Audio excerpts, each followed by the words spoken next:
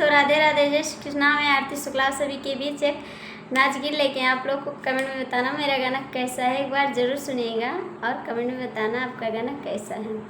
पिछावरवा बोलै सियार रतिया डर लाग, पिछावरवा बोलै सियार रतिया डरी लागे, डरी लागई मोरे डरी लागई, पिछावरवा बोलै सियार रतिया डरी लागे, पिछावरवा बोलै सियार रतिया डरी लागे।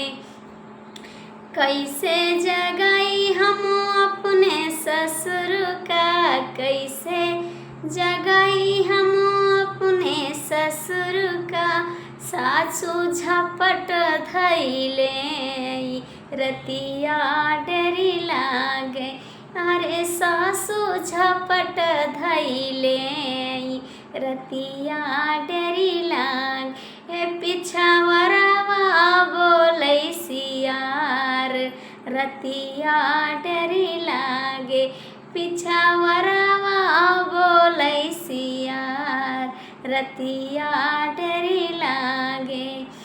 कैसे जगाई हम अपने जियठ का, कैसे जगाई हम अपने जियठ का, जेठनी झपट धैले रतिया डरी लागे, यारे जेठनी झपट धैले रतिया डरी लागे, पिछावरवा बोलै सियार रतिया डरी लागे। कैसे जगाई हम अपने देवर का, कैसे जगाई हम अपने देवर का, देवरानी झपट धैले रतिया डरी लागे, देवरानी झपट धैले रतिया डरी लागे, पिछावरवा बोलै सियार रतिया डरी लागे।